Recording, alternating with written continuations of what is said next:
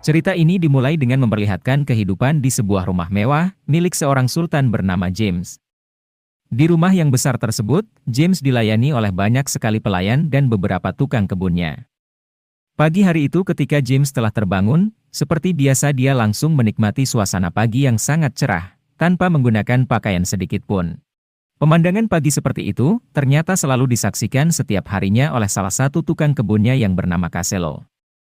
Setelah menyegarkan dirinya, James kemudian langsung berlatih bela diri capoeira dulu, sebelum dia berangkat bekerja. Walaupun telah berlatih bela diri bertahun-tahun dengan pelatih pribadinya, namun James sampai sekarang masih belum bisa membela dirinya. Kehidupan James sangat sempurna, karena dia pria yang pintar, karirnya bagus, dan memiliki harta yang berlimpah.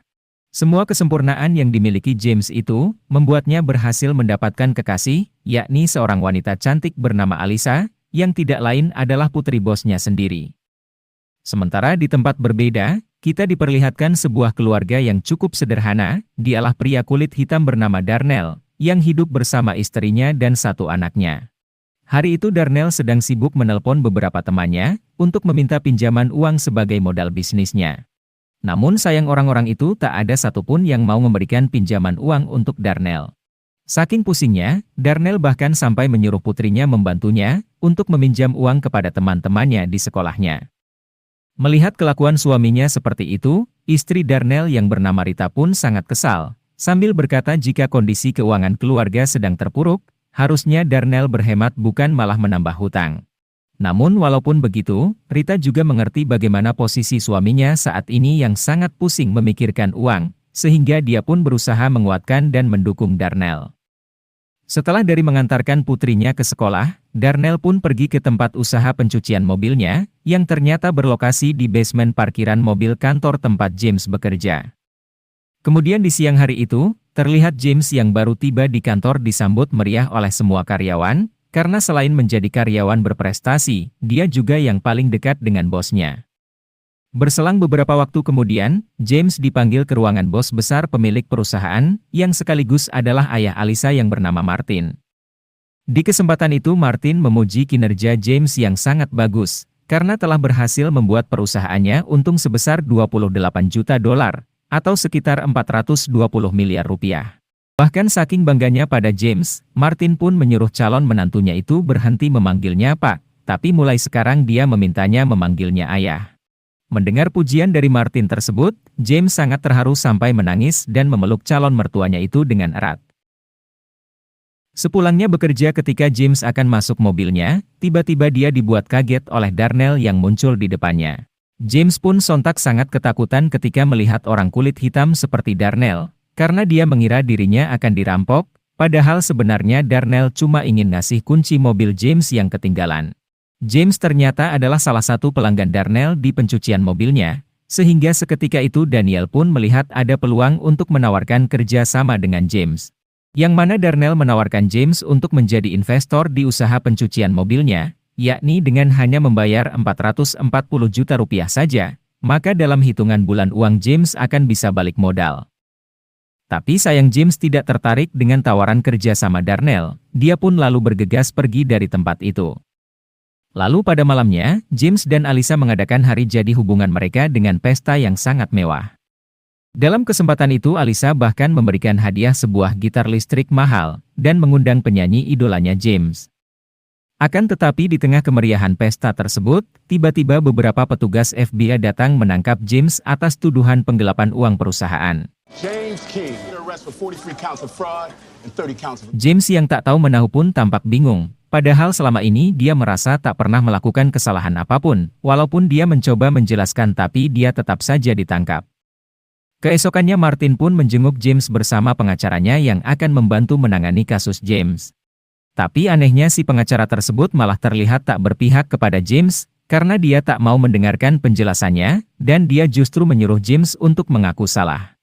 Yang mana pengacara itu mengatakan jika James mengaku salah, maka persidangan akan lebih cepat selesai dan James hanya akan dipenjara 1 tahun saja. James yang mendengar hal itu tentunya menolak, dia malah akan tetap mengaku kalau dirinya tak bersalah pada sidang nanti. Semenjak penangkapan itu, berita tentang James pun tersebar luas begitu cepat, sehingga para klien perusahaan yang merasa ditipu oleh James pun menggelar demo di depan pengadilan untuk menuntut agar James dihukum seberat-beratnya, bahkan jika James dipenjara, agar dia dipenjara seumur hidup. Beberapa hari kemudian persidangan pun akhirnya digelar, dan karena di dalam sidang itu James terus saja membela dirinya, akhirnya hakim pun memvonisnya dengan hukuman penjara selama 10 tahun, yang mana itu merupakan hukuman yang jauh lebih berat dari yang dia bayangkan. Lebih sialnya lagi, James diputuskan akan menjalani hukumannya di penjara paling ketat di Amerika. Namun sebelum menjalani masa tahanannya, hakim memberikan waktu 30 hari kepada James untuk mengurus berkas-berkasnya, jika seandainya dia ingin mengajukan proses banding. Maka untuk itu James pun akan menjadi tahanan rumah dulu selama 30 hari ke depan, dan untuk terus memantau dan melacak keberadaannya, polisi memasang gelang alarm pelacak di kakinya agar James tidak kabur. Semenjak menjadi tahanan rumah, James yang biasanya bangun tidur dengan penuh kebahagiaan, pagi kali ini dia hanya cuma bisa menangis sembari berteriak kenapa harus dirinya yang mengalami semua masalah ini. Saat ini James merasa dirinya adalah orang paling menderita di dunia, bahkan dia terus saja menangis berhari-hari, sampai pada akhirnya dia punya ide ingin kabur dari Amerika. Setelah James mengemas barang-barangnya, dia kemudian nekat memotong alarm pelacak di kakinya itu, dan menyamar agar dia tidak dikenali orang-orang. Dia lalu pergi menemui Alisa di sebuah kafe, dan saat telah bertemu, James sontak mengajak Alisa untuk ikut kabur bersamanya ke luar negeri. Sayangnya Alisa malah menolaknya, dan meminta putus dengan James sembari berkata jika dia tidak ingin hidup susah sebagai gelandangan bersama James. Mendengar perkataan Alisa yang demikian, James pun mulai sadar kalau selama ini Alisa hanya mencintai hartanya saja. Lalu ketika James hendak pergi dari tempat itu, tiba-tiba saja polisi sudah mengepung dan menangkapnya di sana. James yang merasa sudah tidak ada kesempatan kabur ke luar negeri lagi, besoknya dia pun kabur menyusup ke tempat pencucian mobil milik Darnell. Setelah dia menceritakan semua masalahnya kepada Darnell, James pun meminta bantuan Darnell, sebab dia melihat dari tampangnya, Darnell seperti orang yang pernah melakukan kejahatan, dan tampang orang yang pernah dipenjara. James yang takut bertemu orang-orang yang jahat di penjara nanti, lalu memohon agar Darnell mau mengajarinya tentang bagaimana cara bertahan hidup di penjara. Darnell yang mendengar perkataan James seperti itu, lantas dia terdiam sejenak, sebab faktanya adalah dia sejujurnya belum pernah dipenjara sama sekali. Tak hanya itu, Daniel justru agak tersinggung dikatain orang jahat, mentang-mentang dia adalah orang kulit hitam. Akan tetapi tampaknya Darnell justru melihat ada kesempatan untuk mendapatkan uang saat itu. Darnell pun menawarkan James bahwa dia akan bersedia membantunya, asalkan James mau membayarnya dengan uang sebesar 442 juta rupiah. James yang merasa kalau uang 442 juta yang diminta Darnell untuk membantunya cuma uang receh, sehingga dia pun langsung menyetujuinya. Sepulangnya Darnell ke rumahnya, dia langsung menceritakan istrinya tentang kesepakatan yang dibuat dengan James tadi. Istrinya pun sontak langsung sangat kesal kepada Darnell, dikarenakan suaminya telah menipu orang dengan mengaku sebagai mantan tahanan, padahal dia sendiri saja tidak tahu seperti apa kehidupan di dalam penjara. Darnell pun tampak mulai kehabisan akal, namun karena dia yang telah terlanjur membuat kesepakatan, maka dia pun mencoba menghubungi sepupunya yang pernah dipenjara untuk memintanya menceritakan semua pengalamannya selama di penjara. Setelah Darnell mendapat banyak informasi tentang kehidupan di penjara, Darnell pun merasa sudah siap untuk melatih James. Lalu keesokannya di rumah James, Darnell bertanya kepada James apakah dia pernah latihan bela diri atau tidak. James pun tak menjawab sepatah kata pun, namun dengan pedenya dia malah telah berganti baju, kemudian memperlihatkan gerakan-gerakan bela diri capoeira yang bertahun-tahun dia pelajari, dari guru privatnya kepada Darnell. Darnell pun cuma bisa bengong ketika melihat gerakan-gerakan aneh James, dan dia bergegas mengambil sebuah remote, lalu berpura-pura beradegan menusuk James sambil berkata kalau latihan James selama bertahun-tahun itu telah gagal. James yang mendengar pahitnya kejujuran Darnell seperti itu pun mulai tidak terima, namun Darnell tetap tidak memperdulikannya. Darnell bahkan mulai merubah ruang-ruang rumah James agar mirip seperti penjara sungguhan, agar James bisa terbiasa melihat situasi itu untuk mempersiapkan dirinya masuk penjara nanti. Tak hanya merubah bagian dalam rumah, Darnell juga men-setting semua benda dan isi rumah, bahkan halaman rumah James pun sampai dipasangkan pagar yang dialirkan listrik. Setelah semua persiapan latihan dikerjakan selama berhari-hari, kini waktu James cuma tinggal tersisa 21 hari lagi sebelum dia benar-benar dipenjara. Lalu keesokan harinya, James mencoba menghubungi Martin untuk bertanya tentang proses penyelidikan kasusnya. Namun di tengah obrolan mereka, Martin tak sengaja mendengar ada suara seorang pria di dekat James, maka James pun memberitahunya jika pria itu bernama Darnell, orang yang sedang membantunya mempersiapkan dirinya sebelum masuk penjara. Ketika telepon telah ditutup, di situ terlihat raut wajah Martin seperti ketakutan, sebab dia tampaknya takut jika pria bernama Darnell bisa saja mengganggu rencananya terhadap James.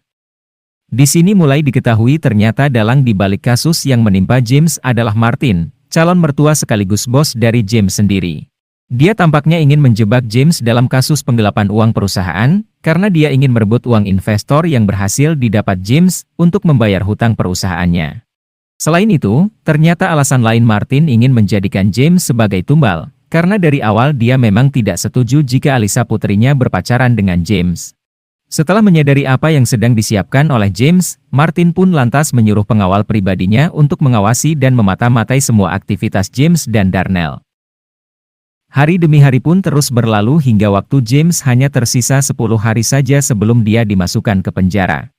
Namun tampaknya James yang terus berlatih dari yang serba kesulitan, tapi dia akhirnya lama-kelamaan mulai terbiasa dengan latihan mental yang diajarkan oleh Darnell.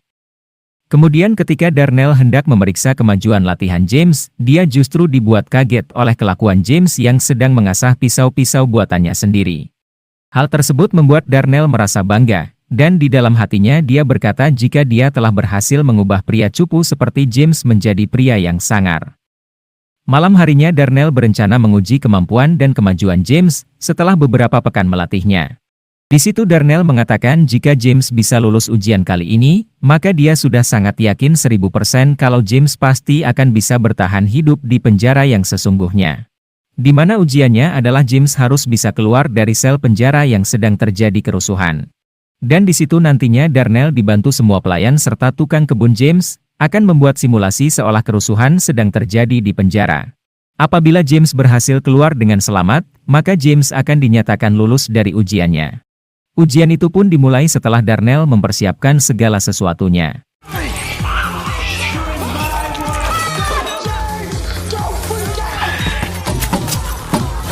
Sayangnya ternyata James gagal melakukannya, yang ada justru Darnell sangat kaget melihat ada sebuah pisau tertancap di kepala James.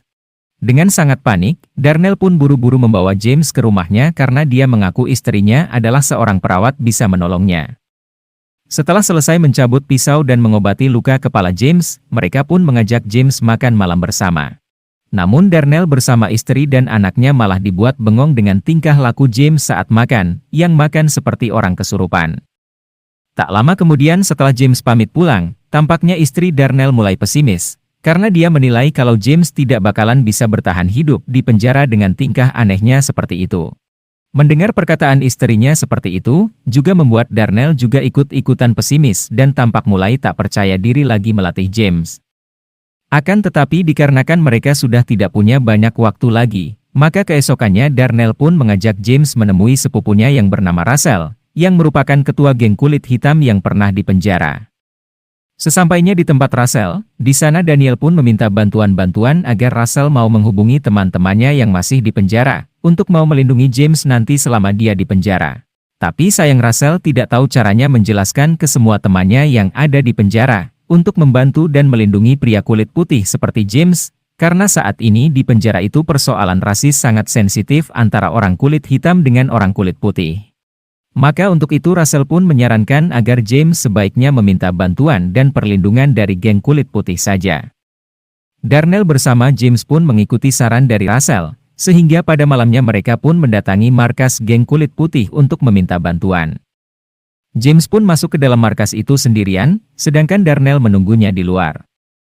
Kemudian ketika James telah menyampaikan niatnya ingin minta bantuan mereka, para anggota geng itu malah mengira kalau James adalah polisi yang sedang menyamar. Confess before I rip your face off.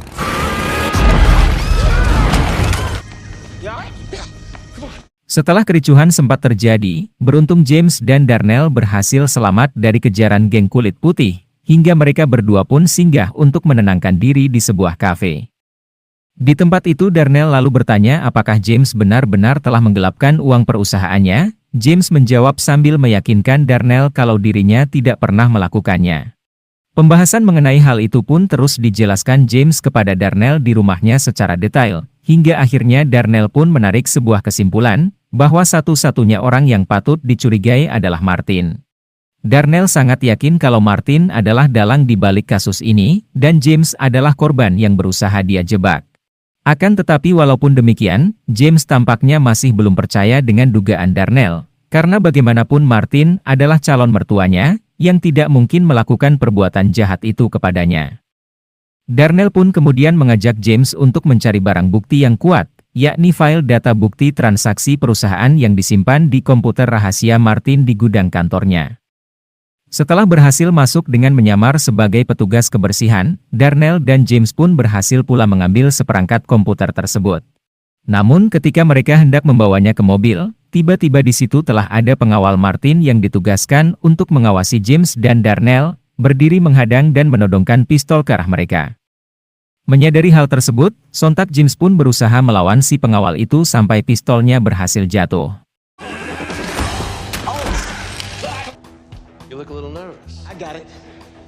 Namun di waktu Darnell telah menguasai pistol itu, tangannya justru gemetar karena dia ternyata tidak pernah memegang pistol sama sekali.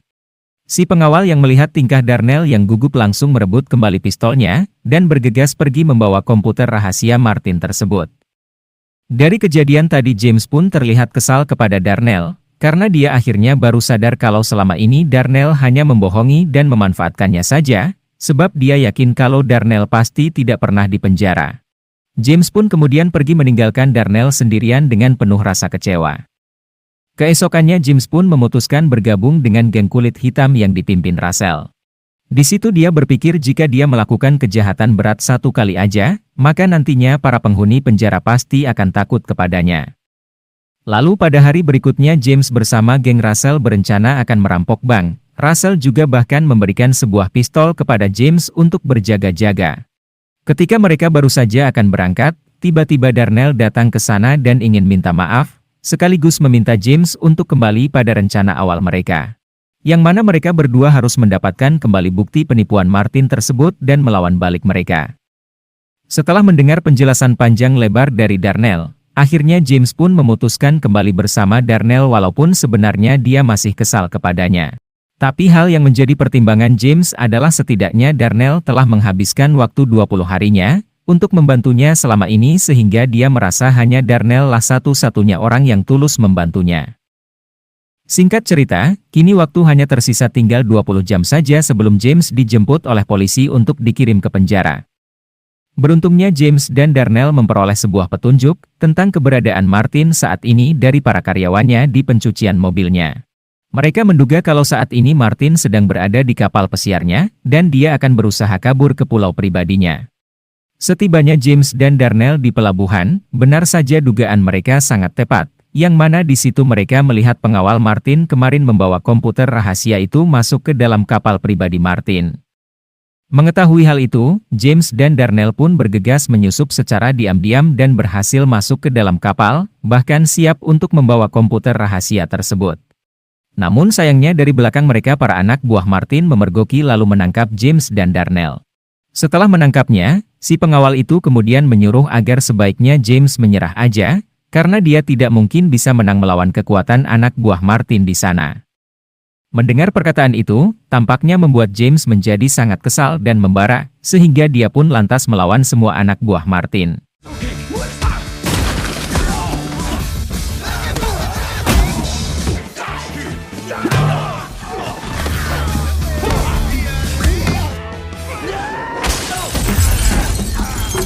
James dan Darnell pun akhirnya berhasil memenangkan perkelahian itu. Lalu ketika mereka hendak akan pergi membawa komputer rahasia itu, Martin bersama Alisa pun muncul dan melihat semua anak buahnya telah kalah. Ayah dan anak yang licik tersebut lalu berusaha merayu James agar dia mau berdamai dengannya, tapi James tidak mau terpancing dengan rayuan Alisa, sehingga dia bergegas mengajak Darnell pergi dari kapal tersebut menggunakan kapal Scotchy. Akan tetapi Martin yang sudah sangat kesal, terpaksa menyuruh pengawalnya menghentikan James dan Darnell dengan menodongkan pistol. Beruntungnya James yang tadinya telah diberikan pistol oleh Russell, juga langsung balik menodong Martin dan pengawalnya, akhirnya ketegangan di antara mereka pun terjadi. Di tengah ketegangan itu, James pun mengatakan jika sekarang dia hanya sedang mengulur waktu sebelum polisi datang ke tempat itu.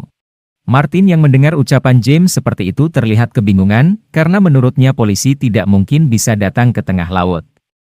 Tak lama kemudian benar saja polisi pun datang, dan mengetahui lokasi itu ternyata dari alam pelacak yang dibawa oleh James. Setelah memeriksa semua barang bukti dan melihat data-data rahasia di komputer pribadi Martin, akhirnya polisi pun menangkap Martin beserta komplotannya, sementara James resmi dibebaskan dari segala tuduhan. Tapi sialnya, James yang baru saja dinyatakan bebas malah ditangkap lagi, karena polisi melihatnya membawa pistol tanpa izin resmi yang dianggap sangat membahayakan masyarakat. Akibatnya James pun dipenjara selama 6 bulan, dan beruntungnya lagi berkat semua kejadian tadi dia bisa bertahan hidup di penjara. Hal itu bisa dia buktikan ketika ada seorang narapidana yang mau membulinya, tapi James dengan tegas dan tidak takut melawan. Sementara James menghabiskan waktunya di penjara, hubungan James dan Darnell juga tampaknya semakin erat dan menjadi teman baik. James bahkan telah berinvestasi di tempat pencucian mobil milik Darnell, karena dia yakin kalau sahabatnya itu pasti bisa membuat bisnisnya menjadi besar dan sukses. Di bagian akhir cerita setelah 6 bulan berlalu, perkembangan bisnis James dan Darnell pun berkembang pesat sesuai harapan mereka. Bahkan kini bisnis pencucian mobil tersebut telah berpindah ke tempat yang jauh lebih besar, dan telah menggunakan teknologi mesin yang otomatis, sampai akhirnya hari kebebasan James dari penjara pun tiba. Di luar penjara itu terlihat Darnell ternyata sudah menunggu James dengan penuh kegembiraan. James dan Darnell pun saling berpelukan, dan setelah itu Daniel mengantarkan sahabatnya tersebut pulang ke rumahnya. Seperti itulah alur cerita film Get Hard. Semoga teman-teman semua terhibur. Terima kasih dan sampai jumpa lagi di video selanjutnya.